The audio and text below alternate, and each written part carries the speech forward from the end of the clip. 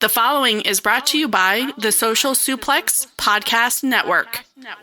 This is All Things Elite.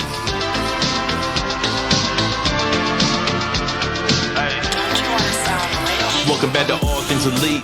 Load up the pod, man, it's on when we speak. Rich right here, let me warm it up for Austin and Floyd. Couldn't be no one but the boys. When it come to All Things Elite from the fan perspective, swear, man, it ain't no question. Hear from them first. Swear, man, they putting in the work. No, they had to get me for the verse. Social Suplex Network's on. I was at a time in your headphones. Austin and Floyd on the microphone. Backing out on the ring, getting in the zone.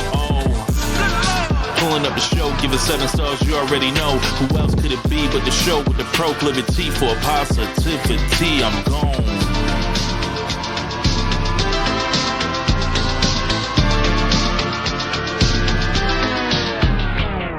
Hello, everybody. Welcome to the 223rd episode of Social Suplex's podcast about AEW with a proclivity for positivity. Welcome to a special rapid-fire edition of All Things Elite. My name is Austin Sumwitz. I am the host of this lovely show. Joining with me, as always, is my good friend, Mr. Floyd Johnson Jr. My man, how you doing? I know it's late. When we're recording this. Dude, I'm actually pretty good. I slept a good portion of today, but when you said, hey, this is when we can do the show, I set my alarm really quick, and apparently I was not having an alarm today because I woke up, turned off my alarm, and went back to sleep and don't even remember doing it.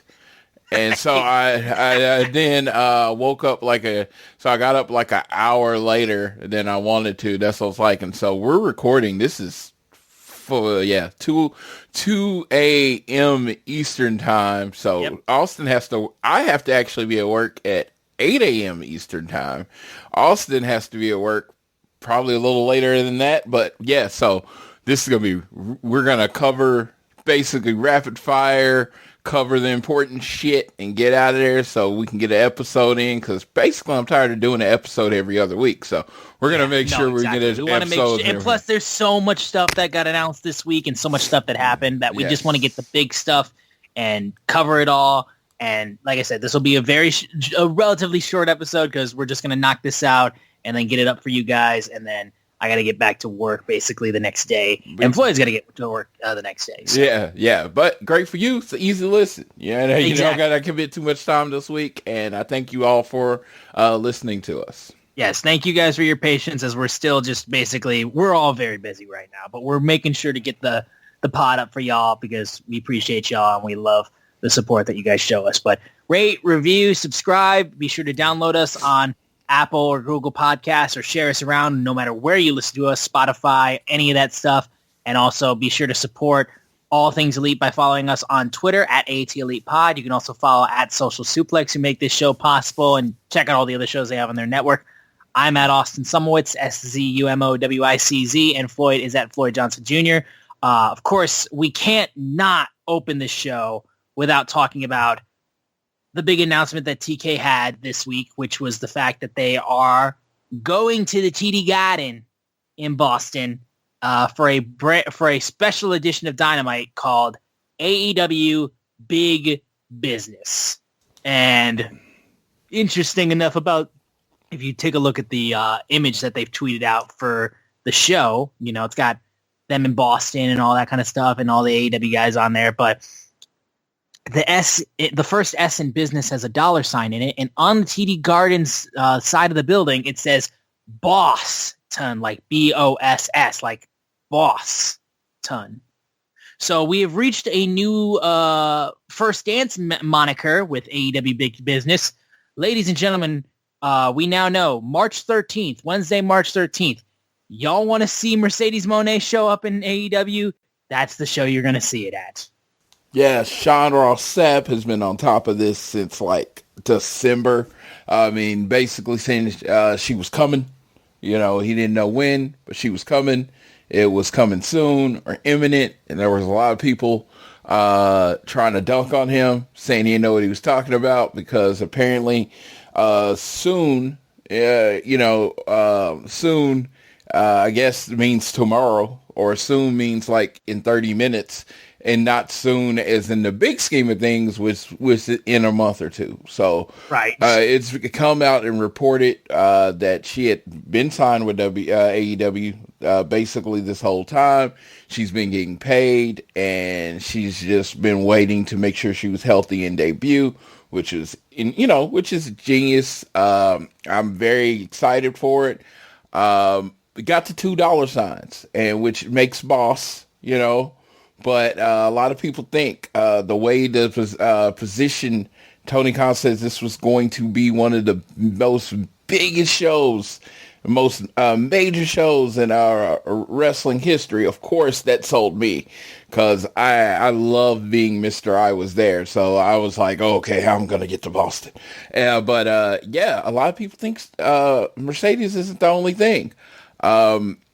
There's this other free agent out there. He might be one of the most popular over Japanese wrestlers in history by the name of Kazuchika Okada.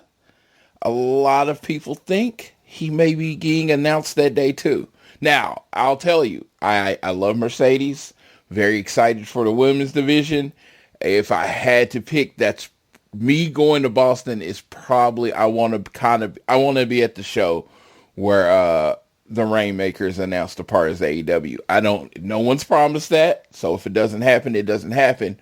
But Austin, what do you think about the potential of getting basically the biggest female free agent signing and the biggest male free agent signing pretty much at the same time? Yeah, and that's an interesting thing that I never really thought of, more so just because, this is basic, like I said, the show is basically named and built around them getting Mercedes Moné officially signed to AEW. The idea of Kazuchika Okada being at the same show, that would be interesting, I would say. I don't know exactly how that would play off because some people would be like, oh, you're taking away the spotlight for Mercedes' debut, to which I would say in response to that, I mean, they did show her at All In this year. It's not like she hadn't been showcased before. Like, this isn't just her first appearance. She was at All In. Like, we cut to her multiple times. Yeah, so, and maybe they're learning their lesson because we were both at the first dance. It was called the Last Dance, right? Or First Dance. I don't know what it was called. Last Dance was the actual documentary on Michael Jordan. Ours was the First Dance. So it was the First Dance, and they announced CM Punk, and we got one of the best pops in ever. Then the show was super flat.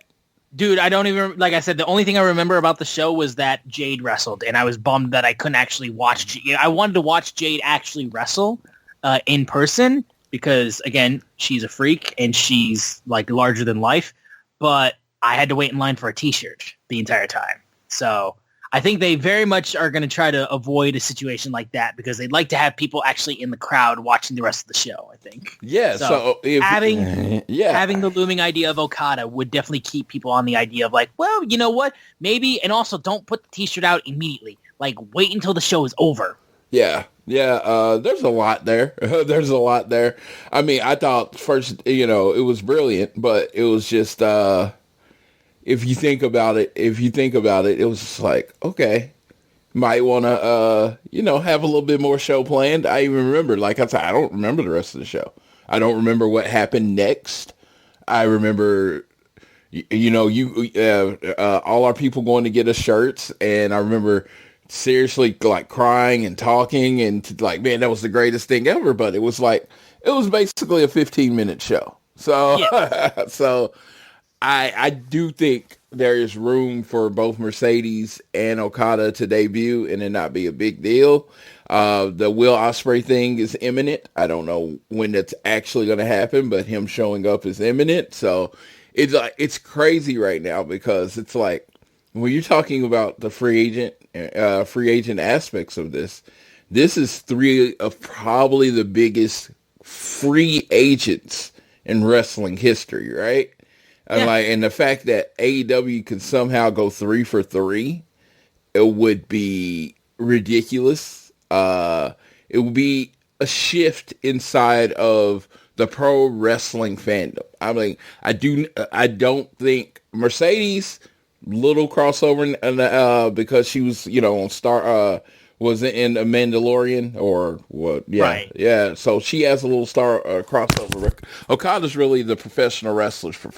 Yes. So these are big, huge names in professional wrestling, but don't really like cross over. And there will be like, I think a shift in how people inside of pro wrestling see AEW, because as far as we all know, WWE wanted these three people, right? Oh yeah. So AEW just beat them. You know what I mean? This is the Yankees losing Alex Rodriguez. This is, I believe it's just like, it's the big deal. It's the big money team losing it to another team that has come along. So I am, it's Mike, was it Mike Trout? It's Pujols. Pujols with the Angels. Or it's Shohei Ohtani. Yeah, and it's just like, it's like if Shohei Ohtani signed with the Rays or something like that. It's like, well, he signed with the Dodgers. Yeah, so I mean, literally did just go from the Angels to the Dodgers. Yeah, so it's just like when you go with these big market teams, and it's like this other team comes in and they're like, okay, we want to mean something, and AEW is about to be elevated to this whole other level that I don't think any of us were prepared for, and this week with the show, which was a big show, right? It was a big show. It was pretty announced. If you check out the ratings, pretty much flat. And it was just like, I remember when the AEW would announce a show like this, it would usually be 150 to 200,000 more people coming. They would usually break 1 million on the type of show that they had this week. Yes. And they didn't. So there is a much needed shot in an arm for AEW to come. Yeah, no, and I think these signings absolutely would be the thing that sends like a big push for ratings, because I do think shows have been pretty solid so far, but I would 1,000% say that a big signing like this, especially for like the women's division too, because we want them to do well so much, and she has such a huge audience, and I think it truly would help to make some big moments, because there's so many talented women on the roster that I think Mercedes could work with. And again, Okada, lest we forget how good this man is and the dream matches that we can have and just the work that this guy can do in AEW, I think would just be spectacular. So, I mean, I'm stoked for it. Big Business looks like it's going to be an amazing show. Tickets go on sale this Saturday, so literally this morning at 10 a.m. So tickets have already gone on sale. We are recording this, of course, the night before, so we don't know how tickets sold or anything like that. So I do. The pre-sale actually sold out. They sold out over 4,000 tickets in 12 minutes this morning. Oh, they did a pre-sale yesterday. Yeah, so Friday morning, what's the date? The 9th? February 9th, yes. Yeah, Friday, February 9th. The tickets went on sale, because that's what I missed. That's what I was telling you about. I woke up 30 minutes late, and apparently 4,000 tickets had sold in 12 minutes. I heard some people complaining about the prices, and just really quick, I'm not going to go a long one. You could get floor seats for $80 or $90. You could get 100 section for $20 to $70.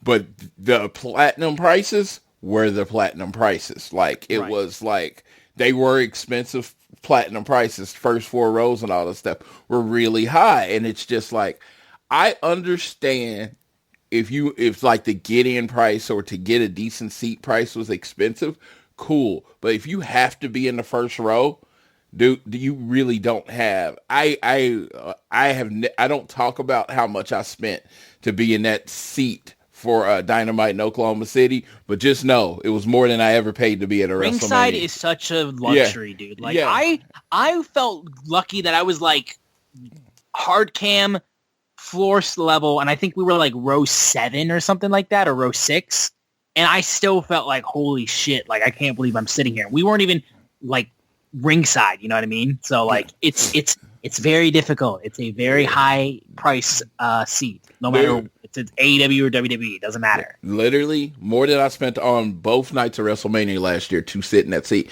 And if it wasn't just a first time in Oklahoma City, I wouldn't have spent that much. but I did. But that's how much it cost. I'm like, if that's the area you want to be in, if it's super, like some people want to be there and they're just happy to be there and they want to watch wrestling, and some people want to be seen.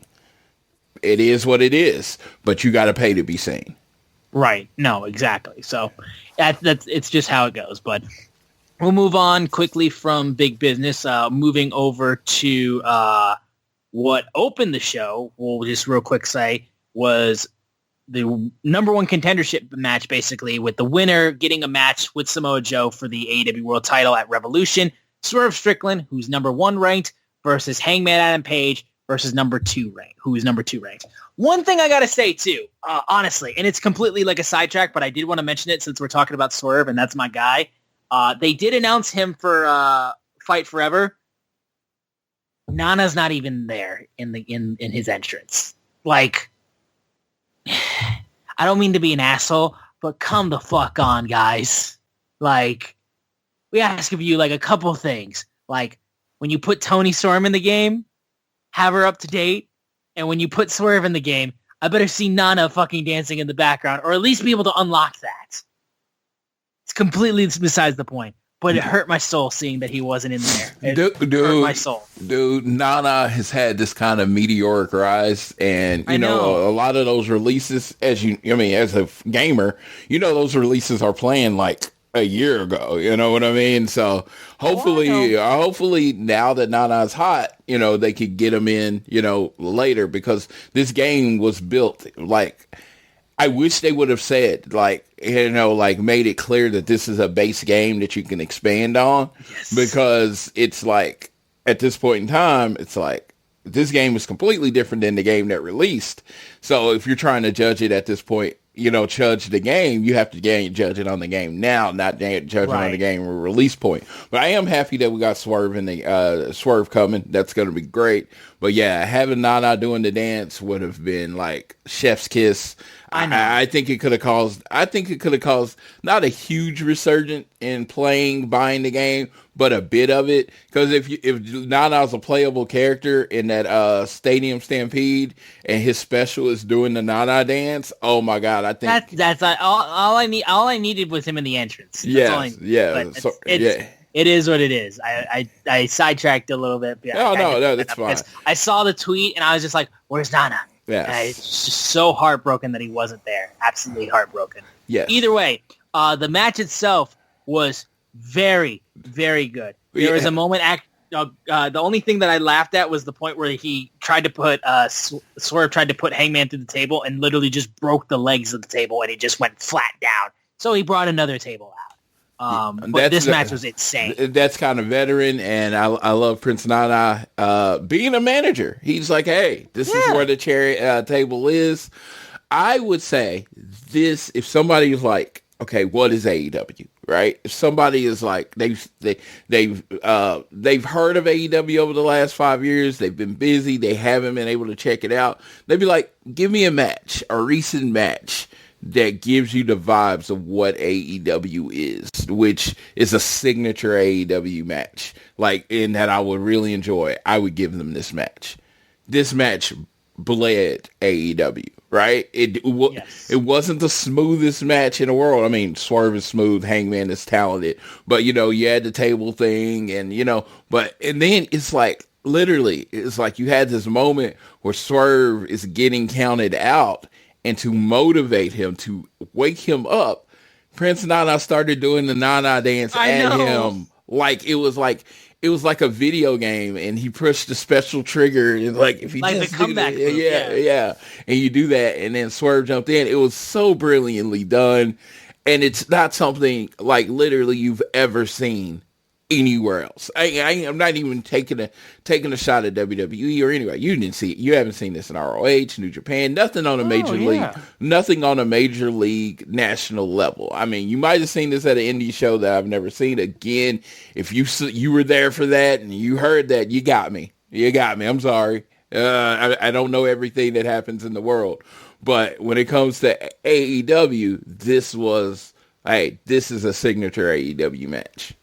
Oh, 1,000%. And it was incredible. The match ended with a time limit draw Swerve was like, no, I didn't go through all this just to end like this. 5 more minutes, which is one of my favorite lines when it comes to time limit draws, just 5 more minutes. To which Hangman just smiles, basically being like, you had to beat me to be the number 1 contender. Swerve, you didn't do it. You will not be world champion. For you, it's over. Hangman's a moron, I gotta say, first of all. You were ranked 2nd. He was ranked 1st. So Swerve would get the match if we're playing by that logic. I will say this. He's a moron. I gotta say this. Gotta be honest. This was poorly executed. I think when they announced the rankings, it either should have been Hangman and Swerve both are 1. You say, hey, they're both 1. They're just 1 and 1. 1 and 1, and then the next guy's 3, 4, and 5. There's a tie for first place, and the match this week was to break the tie. That way, when you did the draw, it makes sense that both people get exactly. No, it wasn't. The way it was set up led for that confusion. Like I said, when he said that, I was just like, is he an idiot? Because it was very, very dumb. Yeah, but eventually Tony Schiavone got on, said TK is talking to him, and he said, this isn't done. They have 2 number 1 contenders, so it's going to be a 3-way against Samoa Joe for the world title. So the Revolution match is officially Hangman versus Swerve versus Samoa Joe. It's going to be an insane match. Yes, and anyone that's tired of multi-man matches, this is just the 2nd time the world title has been defended in a multi-man match. Ever. Yep. Ever. 2nd time ever. So don't take your bias from other companies, things that annoy you in other company, and bring them to AEW. This is the 2nd time in 5 years this has happened. So this is rare. This is rare. And I thought Swerve looked amazing. This was a double turn. If people listening are referring to this, Swerve really did come in, the evil heel who had broken in Hangman's house. Hangman came in, the babyface, the plucky babyface that everybody loves. By the end of the match, Swerve was the good guy. He said no interference, all that kind of stuff. Yep. And Hangman was furious, being like, you didn't beat me, you didn't beat me, you didn't beat me. Yeah, because Hangman's focus is not becoming... And this match showed you Hangman's focus is not becoming the AEW champion. Hangman's focus is keeping Swerve from becoming AEW champion. Exactly. Yeah. Exactly. He does not want him to be world champion. Yeah. In which, honestly, all intents and purposes, he is completely justified in that thought process. That man broke in his house and touched his kid. So he did not touch. No. He just stared at his kid. That's what I'm saying. But he broke in his house, so he's completely justified in his hate. So he's just completely justified in his hate. But Swerve is so popular. Honestly, the average fan has forgot that happened because they just want him to be on that level. So we're gonna see what's going on. I'm very interested with what they're gonna do with this. Because as soon as Joe won the title, I'd heard everybody thinking he was gonna lose the title at Revolution. I personally, for the vibe, the soul, whatever you want to call it, AEW. Man, and we'll talk about this much later. So just a quick statement. I never want the world title to be lost in a triple threat match. Yeah, you just can't be like that where it's like, the champion doesn't get pinned or something like that. Yeah. I mean, if you want to do a 3-way elimination match and, end with Hangman right, exactly. or Joe, if it was an elimination, then... Yeah, but I just think that's anti-AEW. Where the champion, if you're gonna lose the title, you have to get pinned. Yeah, you gotta get pinned, and they can everyone in this match can survive that. It's not like anybody in this match hasn't got pinned, but like I said, we got till March 3rd. That's my initial reaction. We're gonna let it play out, and then I'll react again. Yeah. And then the one last piece of news that we wanted to bring up from this episode, this week of AEW and this episode of Dynamite, besides the fact that Tony Storm and Deonna Purrazzo getting face to face, is just like she needs to calm the fuck down. Like, these wrestling fans cannot contain themselves when she's doing this shit. Like, it gets gift, it gets saved, and then just it's too much. I love her. I love her so much. Yeah, it's like it's a TV. Oh my god, dude! You're giving these people like heart palpitations with the amount of like they're sweating over you, like they are thirsty. Yeah, it's like she's on a TV show and she's playing a character, but she to people that are okay with the sports entertainment side of stuff, what she's doing, it's gold. The pro wrestling, it's basically it's very similar to like you know how Rhea Ripley is 1,000% trying to get you like all worked up and like thirsty over her. Yes. She's doing the same thing. Yes. And Deonna Purrazzo is, she's playing the straight man in this character. Like she just wants to win a title. She is above the timeless Tommy thing. She just wants to win a title. And I think it's the perfect balance. And it's like, it's kind of what you should play off going forward. And man, I'll tell anybody about this women's division with Serena coming back, Thunder coming back. Yes. Yeah, Jamie eventually coming back. Britt, who's taking a long time, coming back. Oh my God. And then dude, there's so much Mercedes Moné. I'm like, dude, an all-star team is coming. And, and there's a chance, the current champions might, end up being kind of on the back burner, even though we love them. Because, even Julia's the TBS champion, but she is not as featured as much. So a change is coming in the women's division. And, this is, we always say it with the women's division. I have been a big proponent if Tony Khan does not give a fuck about women's wrestling.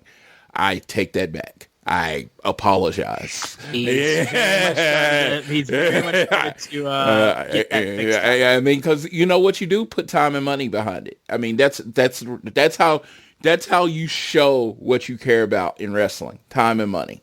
Time and money. That's how you say that's how fans vote. That's how bookers and owners show what means anything to them. Time and money. And they are putting both time and money into the women's division. And we love that. Yeah. Last thing we need to talk about is the Tornado Tag match that main evented the show. Absolute Ricky Starks and Big Bill facing off against Darby Allin and Sting. Of course, biggest moment of the match itself was Sting diving off of the from the lower deck of the fan area onto the floor, onto Big Bill and Ricky Starks. And Ricky Starks tried to go for a spear, but got caught by Sting, hit with a Scorpion Death Drop. Your new AEW World Tag Team Champions are Darby Allin and Sting. Yes. Sting is a champion in AEW. An undefeated champion in AEW. And an undefeated champion in AEW, yes. Yes. Dude, if you ever watch Bad Boys, and Marcus, which is Martin Lawrence's character, and he drives like an old lady, and then when it's at the peak of the movie, he'll end up driving real fast, and Will Smith's character will be like, "That's how you drive. That's how you drive. This is how you treat a veteran. This is how you fucking treat a veteran. This is how you treat a veteran for the rest of the time. And whenever you bring in a veteran, this is how you fucking treat this veteran. This Sting run, no matter how it ends on Revolution on the 3rd, this Sting run has been, and I want to talk about this before we talked about the end of the match, has been perfection. It has been an honor to, one of my favorite wrestlers growing up, all-time favorite wrestlers, the icon Sting. They have done nothing but respect him. They have put him in positions that he's comfortable with. I'm like, did I think a 64-year-old man would be jumping off it? No. But I want to give a shout out to Ricky Starks. His selling, his energy in this match was crazy. Big Bill, I don't know if this was his goal, but Sting said you're not a monster. And guess what? In this match, it looked like he was holding back a little bit. And I don't know. Yeah, no, you could feel like he's not like actively like using all of his strength. So if you wanted to go to that next level with the Big Bill story where he actually becomes a monster, you could. And then there was this moment where Ricky Starks, it was almost like the Ric Flair, Shawn Michaels, like, I love you, you know, like he was about to put Sting out of his misery. And he kind of hesitated on the spear and then he hit it.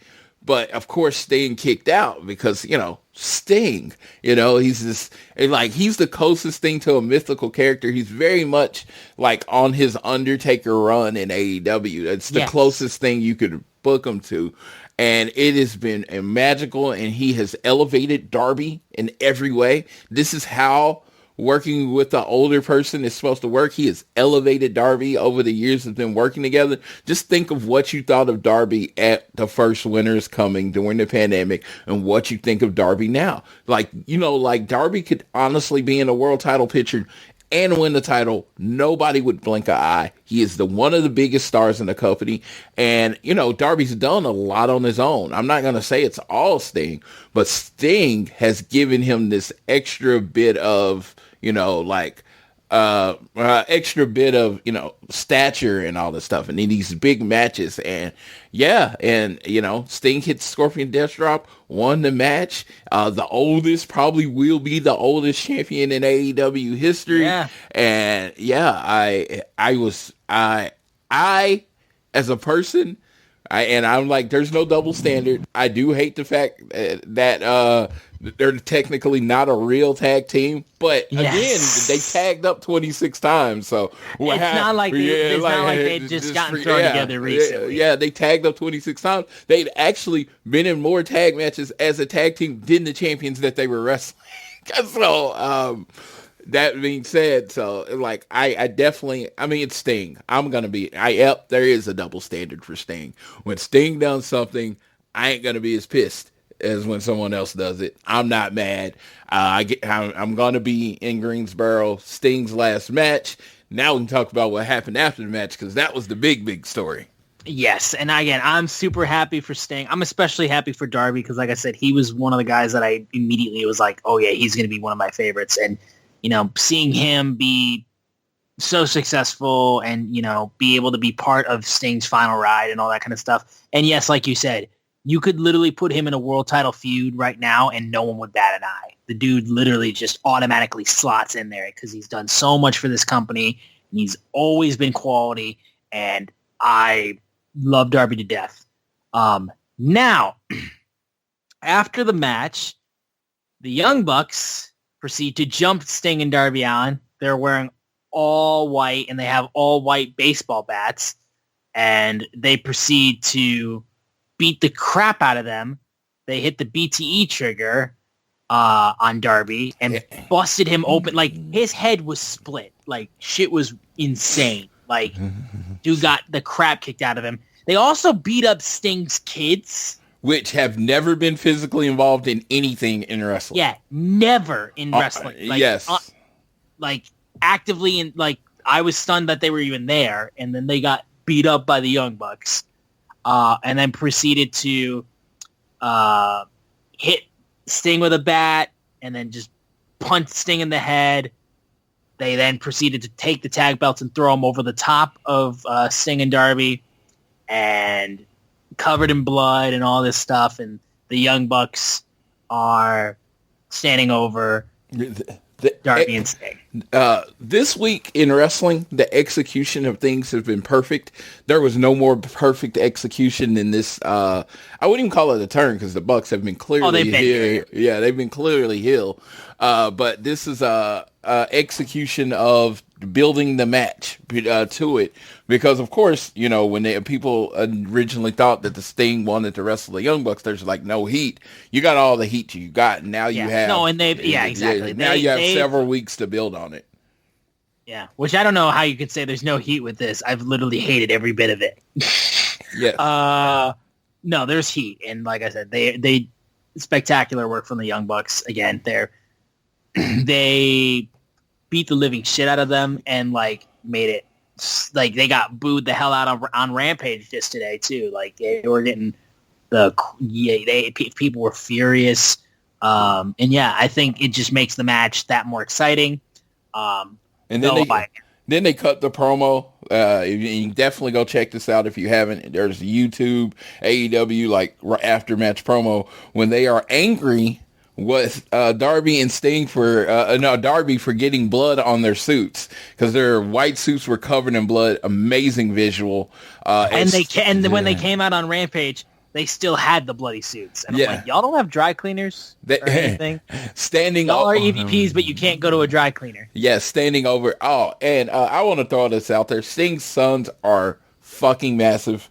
Dude, yes. And they look like the fucking Creed brothers. Like, they like that same kind of aesthetic as the Creed brothers. And they both, I was listening to a show and they pointed this out, that they somehow look like Sting, but don't really look like each other, which is weird. They both it's kind of odd, yeah. Yes, but they're jacked to the gills. Like these dudes know where the gym is, and it's like one of those things. I doubt it ever happens because if they were going to wrestle, they probably wrestle.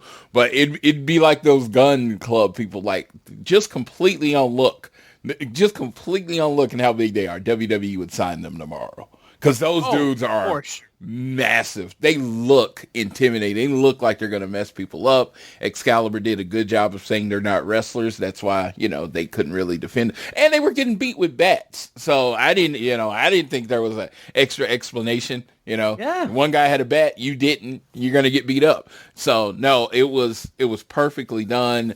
We're going to get Sting's last match, Greensboro. I mean, they still haven't announced the match, but everyone knows it's a match.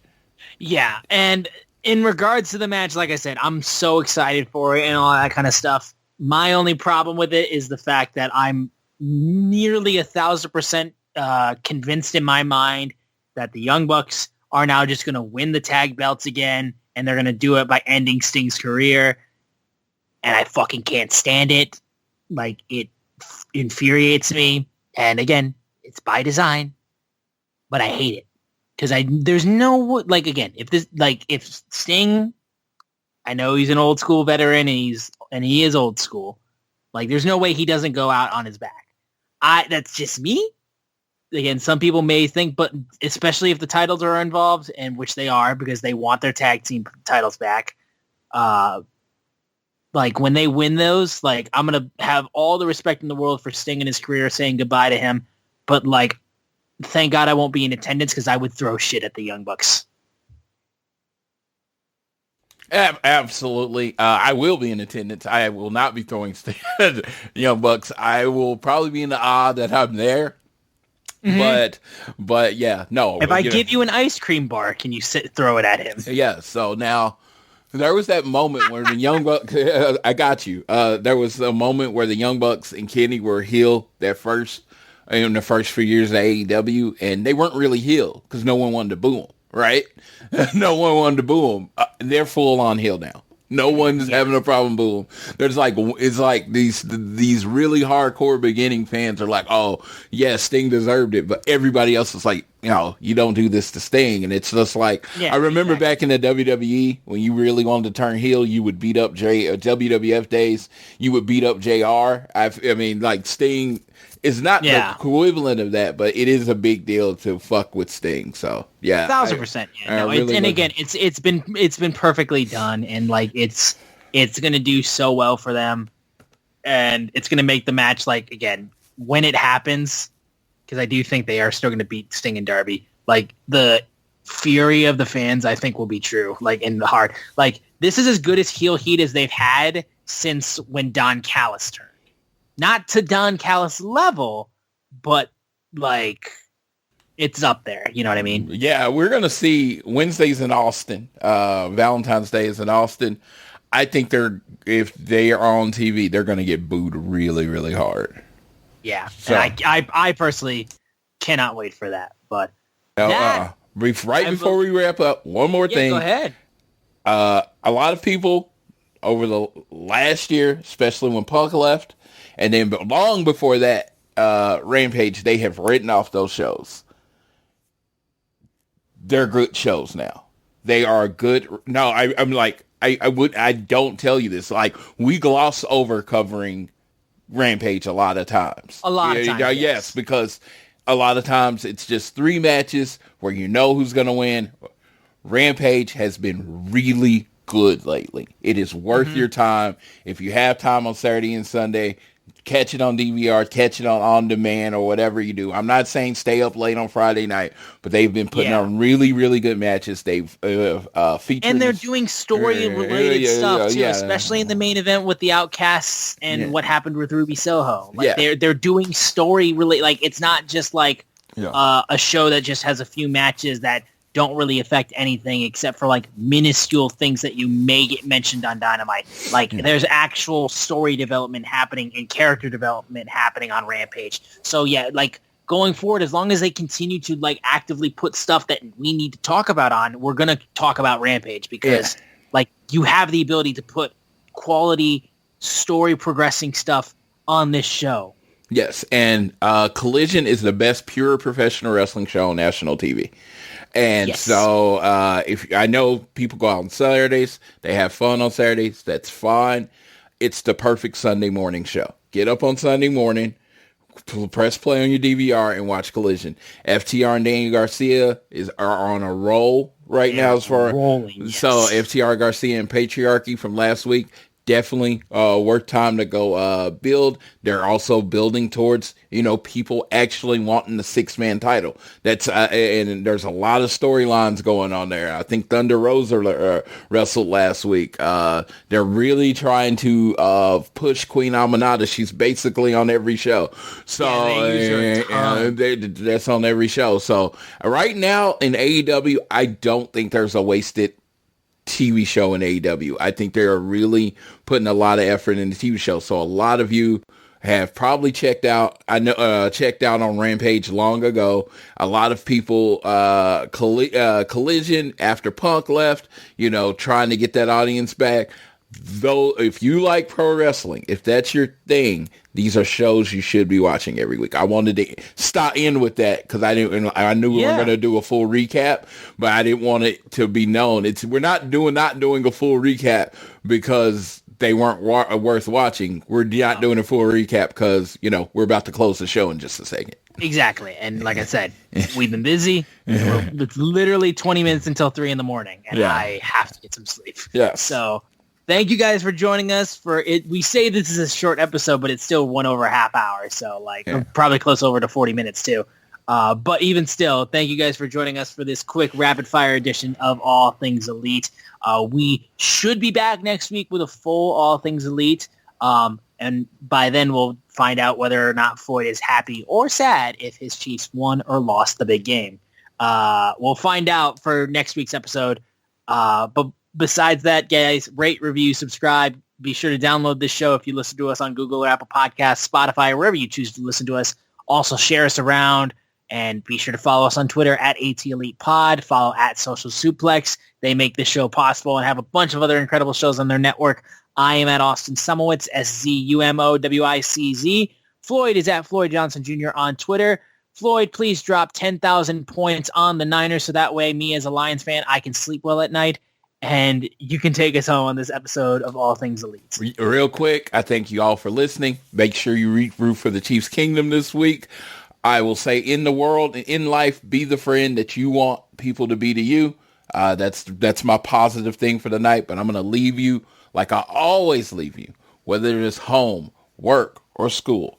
Always do your best to be elite.